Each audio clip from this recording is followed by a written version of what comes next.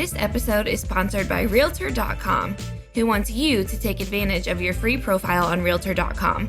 By claiming and completing your free profile, adding a photo, and all of the information that puts you head and shoulders above the competition, you're on your way to receiving free leads, helping search engines find you, and staying top of mind with past clients. To learn more about claiming your free profile, go to Realtor.com/profile.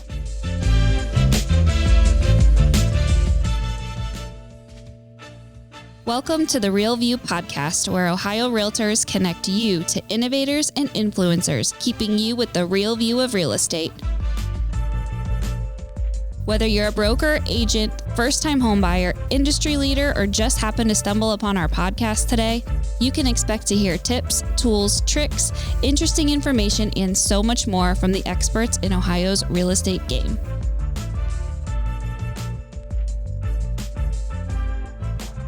Hi, everyone. Welcome back to the Real View podcast. I am your host, Allison. Joining me today is our special guest. His name is Eric Thompson. He is a life coach and founder of the Leading Edge Academy. Eric, welcome on to the show. Allison, thank you so much for having me here. I'm so grateful. So looking forward to this. Yeah, I'm really excited. Thank you.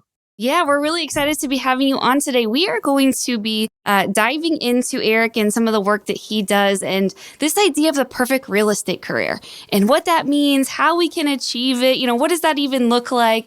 So it's going to be a really fun show. I'm excited to be hearing from you, Eric, today about your world and your advice and some of the stuff that you work on with your clients. But before we get started on that, I have to ask our signature question that I ask all of the guests who join me on the show, which is, since the show is called The Real View, I would like to know, what is the best view that you've ever seen?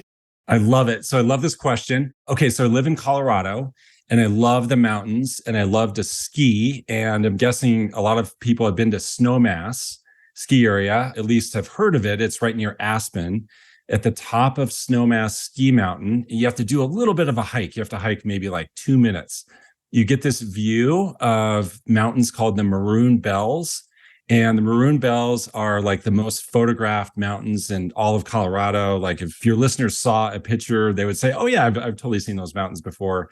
So you get this really unique, amazing, incredible view of those mountains from the top of Snowmass, which is just a different perspective that you get from anywhere else. And so it's one of my most favorite places ever. So that's my favorite view. And it sounds like it's close to home, so you get to go see it frequently? Yes, I do. Not as much as I would like, but we get up there pretty frequently. So that's awesome. Sounds beautiful. That is something we don't have a lot of here in Ohio. No mountains for us. We get, some pretty nice rolling hills and things like that, but no mountains. So I bet that's a beautiful sight for you to see, and glad to know that you appreciate it, every time you see it. So very cool.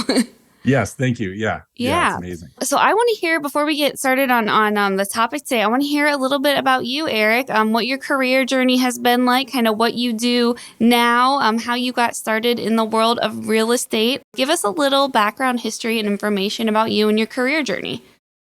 Yeah, absolutely. As you mentioned, I am a certified life coach, and really the people I focus on, the people I help are realtors. So I help realtors make more money. I mean, that's what I'm focused on, without having to buy leads, without having to be pushy and salesy, just in real authentic ways to attract friendly referrals. That's what I focus on. This is my 28th year in real estate. I love it. It's pretty much the only career I've ever had.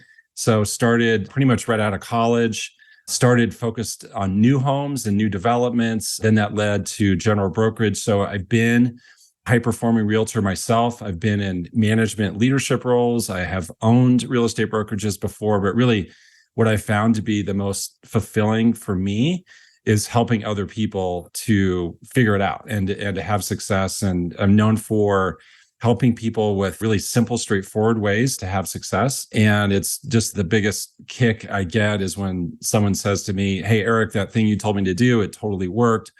So that's what I focus on now. I'm blessed to have an amazing wife. Like, I have no business being married to her. Like, she's so out of my league. And she's incredible. Don't tell her I said that. And then it'll be our secret. It's all good.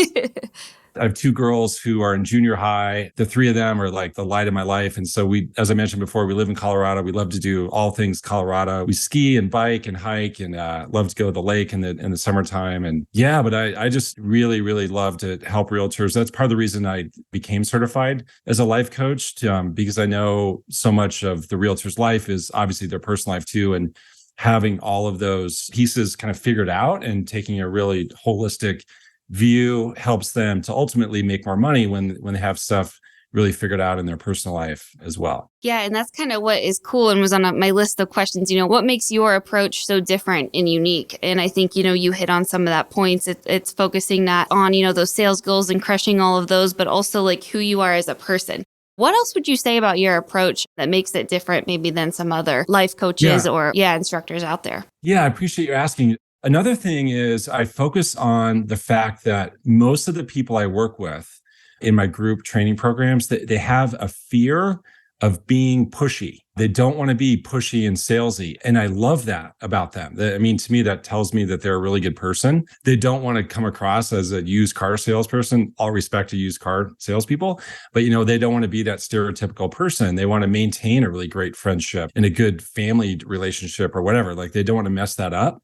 And so they get concerned about coming across as being too pushy and turning that person off. And so what happens is they end up looking for business in places that are not a good source of business, in that there's low odds of success and it just takes a lot longer. So they end up trying to pursue strangers.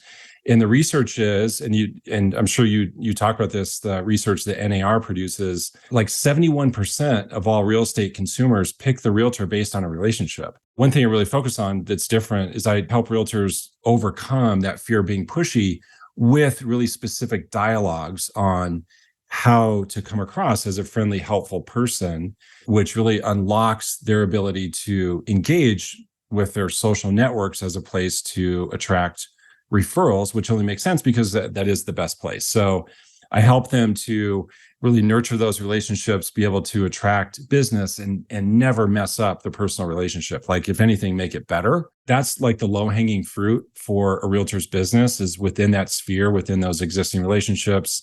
So just going all in on that with some really effective strategies.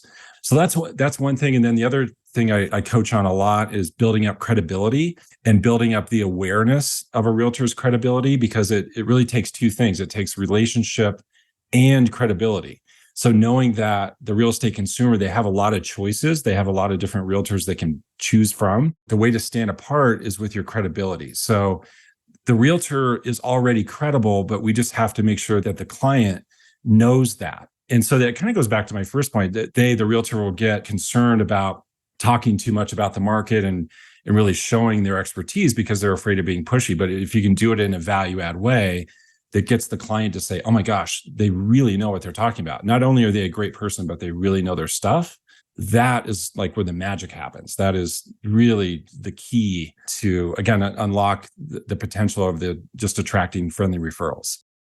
Yeah, no, I think that's so true. And you're right. As realtors, we don't want to come off too pushy. No one wants to be that person that no one wants to be around you because you're going to try to get something sold to you. No one wants to be that person. And you're right. It is such a fine line between showing off your knowledge and skills and expertise and what you know about the market and just things like that, and coming off as like, oh my gosh, that's a friend she's just going to talk to us about houses if we invite her over for coffee. It is such a fine line.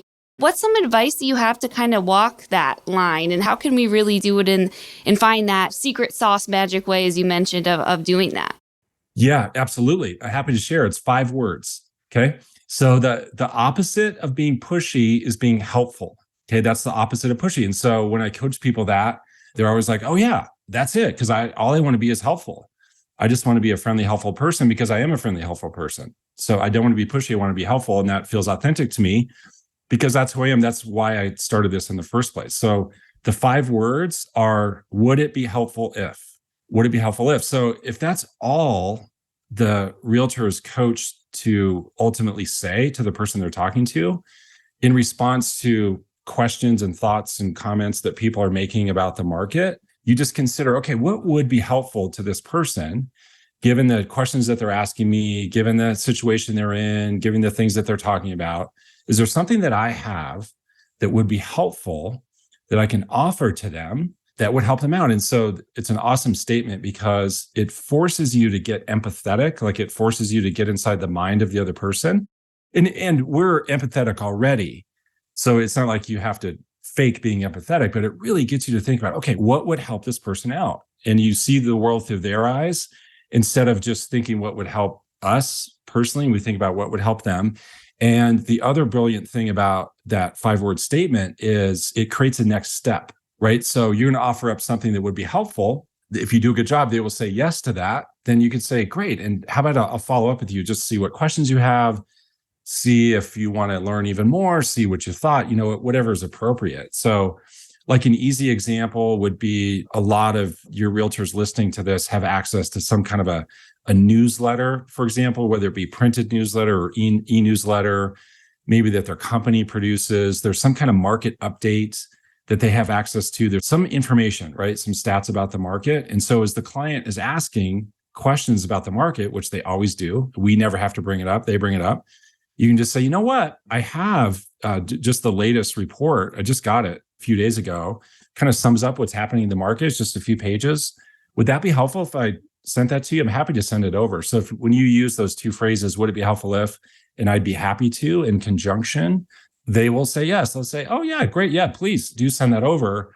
So you send it and then you follow up, without ever being pushy and salesy. So that was a long answer to your question. No, The short answer is 5 words. Would it be helpful if? That's all you have to say. And what I also kind of love about that statement too is it shows you're listening. I think it shows that you're tuned in and you're thinking, you're hearing this person, whatever they're saying, and you're saying, oh, I think I have something that can help you with that. That's what I think is so great about that phrase as well. Have you noticed that too? It kind of helps with our listening, skills, and shows, like you said, that we're empathetic and we're listening and taking it all in and trying to help someone if they're expressing something that they're thinking about when it comes to the real estate market. Yes, 100%. Absolutely. Yeah. It forces you to really pay attention to what they're saying.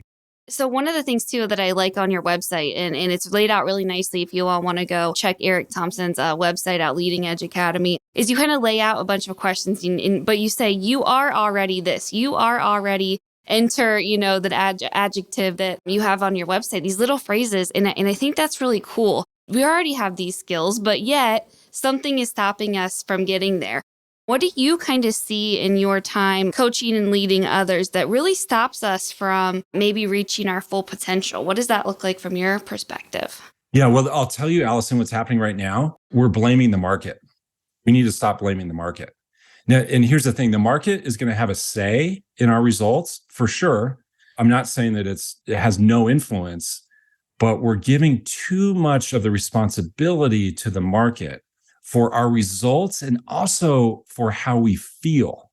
And so often I'm talking to realtors and I'm like, how's it going? And like, oh, yeah, not that great.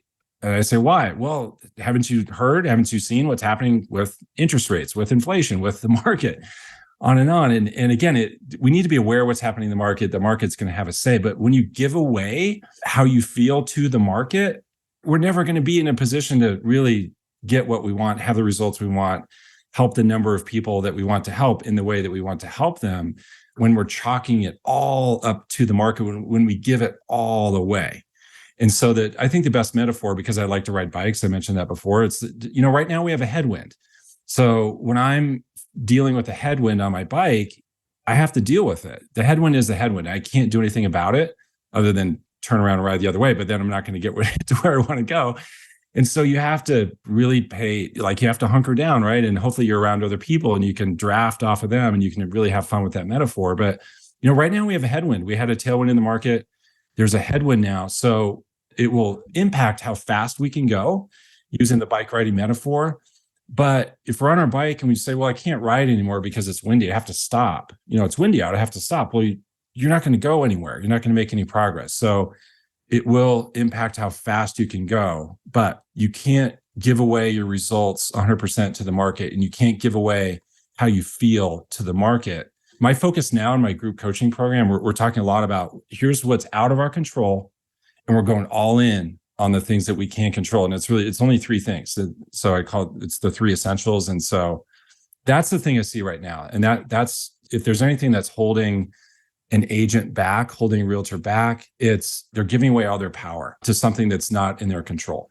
Yeah. And just taking back that power is so important. Like you said, we can't change the market. We're not the ones deciding the interest rates every day. We're not, the ones who can't create any inventory or more homes for sale. But we can control is how we're going to respond to that. And I think that is super important and something that we should all keep an eye on and be mindful and aware of. Because like you said, it is like, well, how's it going? I was like, well, the market, blah, blah, blah. No, it's like, how are you going to respond? Because people are always going to need to buy and sell homes, no matter what kind of market it is. That need is always going to be there. And I think that that's really important.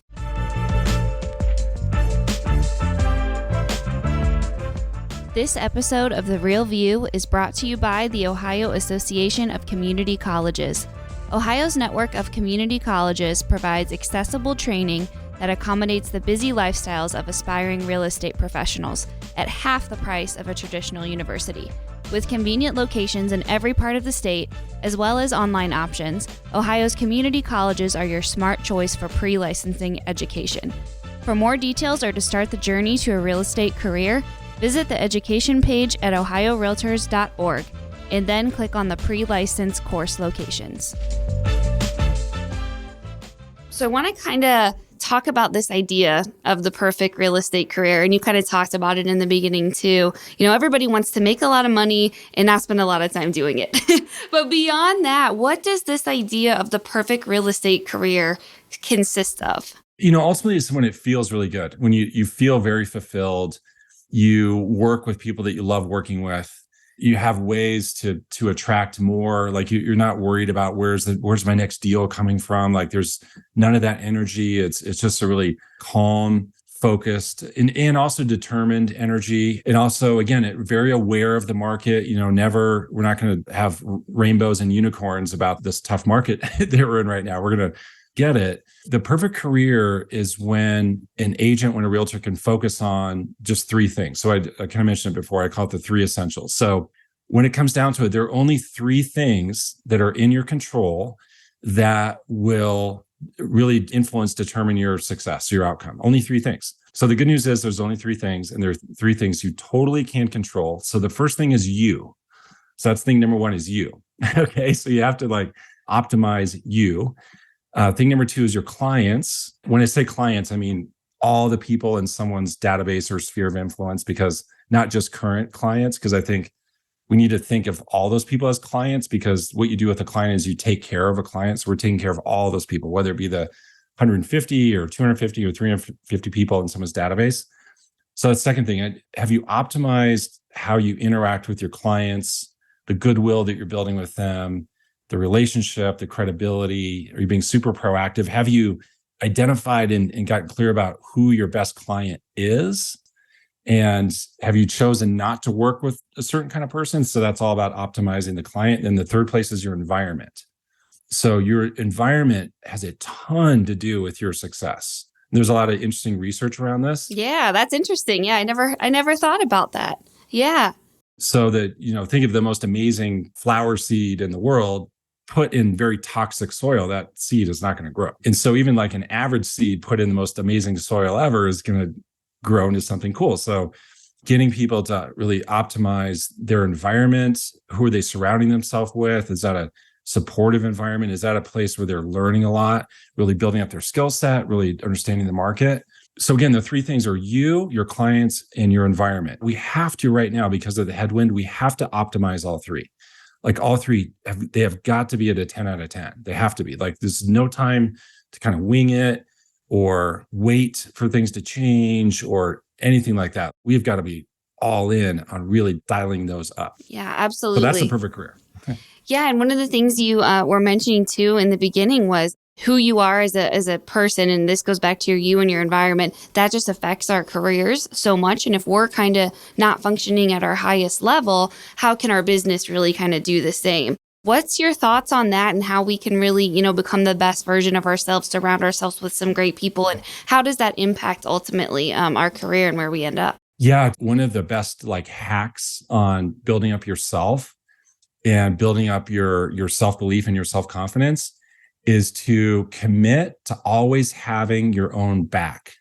So regardless of the outcome, when you can say to yourself, you know what, no matter what happens, I'm not going to give myself a hard time. I'm going to go all in on this thing. I have high standards. I have super high expectations. I'm going to give this my all. I'm going to let it all hang out.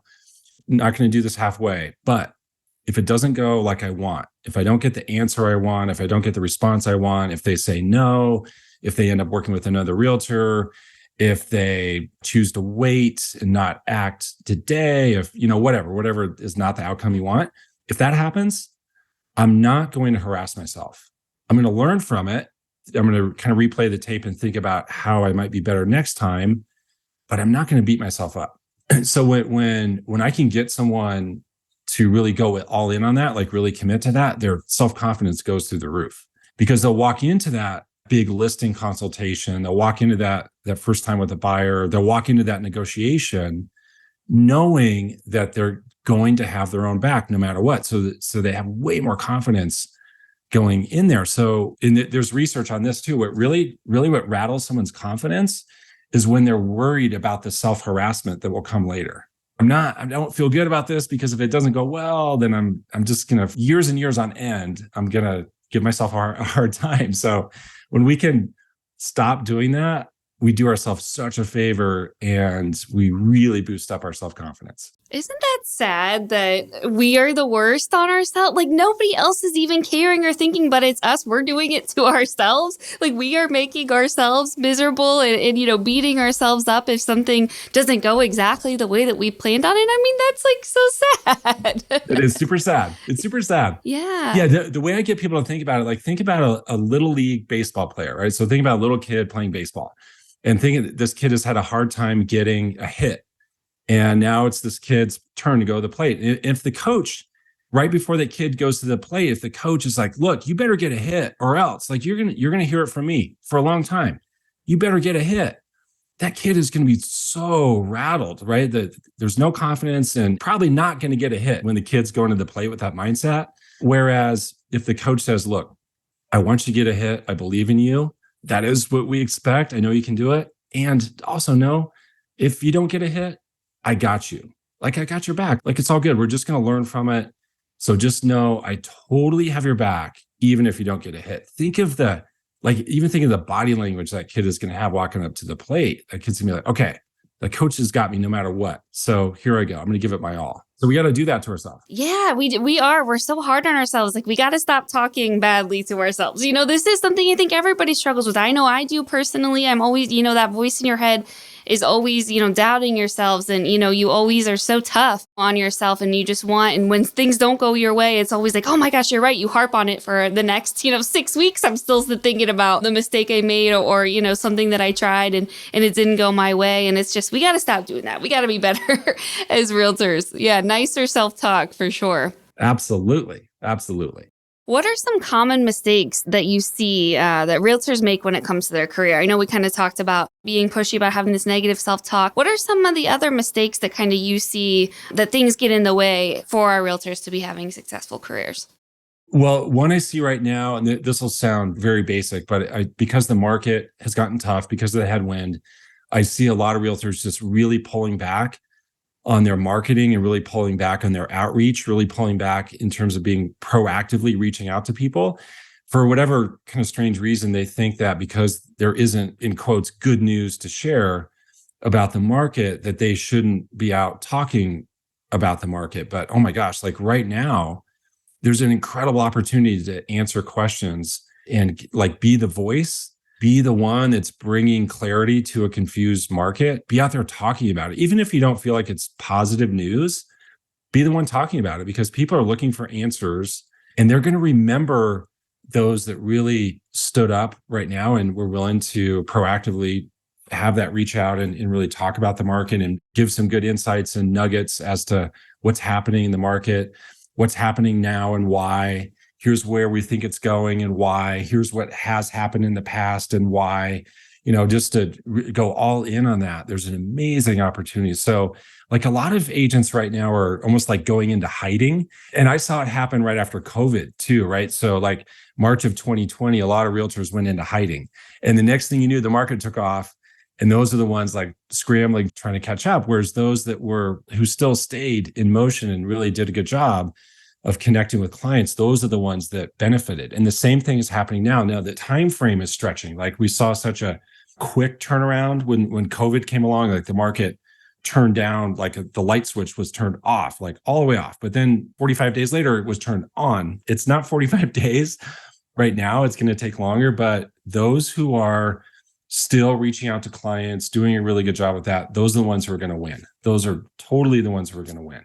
And now's the opportunity to kind of build that accountability. Like you said, we may not be trying to necessarily have clients come in to buy and sell homes right now, but this just might be an opportunity for you to show off your skills and expertise, maybe when you're not in a super high selling time, which I think is so important. And that goes back to your earlier point too about this is just another chance for us to show off who we are, show off our knowledge, show off that we are the experts in what we do. What's one thing that you wish people knew about having a successful real estate career? That it's simple. It's really simple. I mean, you just have to talk to people in your own authentic way. So you have to authentically connect with people. Do it in a way that really works with you and your personality. Also build your credibility in a value-add way, right? In just a way that only brings more clarity to the other person, gives them more insight about the market. So often we overcomplicate it. One of my real estate heroes has this great line. He says, "This business is only complicated if you let it be complicated." And it's so simple. Now, the transaction is complicated, super complicated, but the business, like the business aspect of it and how to have business and how to have clients, it's super simple. It's very straightforward. It's hard work. Like not everyone can do it. It's hard work, but the things you have to do that you need to do are so straightforward, so simple. Yeah. And it's just a matter of sometimes, just like getting out of our own way. Like we just stand in our own way, like so much. And just if you just take your own negative thoughts and take your own, inhibitions, away, then it just sometimes clicks. But like you said, it comes with hard work and it comes with, dedication. And of course, you get out of something just as much as you put into it. So the effort has to be there. The work ethic has to be there, of course, but just quit doubting ourselves. Yes. Yeah. Absolutely. Yeah. We're so hard on ourselves. What do you think is the most important skill that a successful realtor needs to have? The skill of answering the question, how's the market? It's the brilliant thing about this career is that the client is going to ask you. If we were selling life insurance, that wouldn't happen. Like the client wouldn't say to us, "Yeah, so how's the life insurance business?" Like that doesn't happen. The poor life insurance people, like They have to bring it up. Yeah. We don't have to do that. We just have to chat with people, just talk to them about their life and ask them what's happening in their family and with their job and what are they doing for fun. And then they're bound to say some version of, "Yeah, so how's the market?" And sometimes it sounds like, "How's the market?" Sometimes it sounds like, "How's real estate these days?" Boy, I bet it's an interesting time to be in real estate. Wow, real estate sure is wild these days. Anything like that are all versions of how's the market. So most realtors are really bad at answering that question, unfortunately, mostly because they've never been taught how to answer it. So the most common bad response to the how's the market question is the word crazy. So we are so good. We realtors are so good at using the word crazy. And sometimes we take the bait. Like the client will say, "Boy, I bet real estate's crazy these days." And we'll say, "Yeah, really, you're right. So it really is crazy." crazy." And you think about that, like that word crazy has done nothing to, enhance the relationship, build your credibility. It's done nothing. I tease and say there's only one kind of person who is attracted to crazy, and that's crazy people. It's true. Like no one needs more crazy people in their life. Like all of us we're good on crazy. I don't know about you, but I'm good. Like I don't need any more crazy people in my life. There's enough.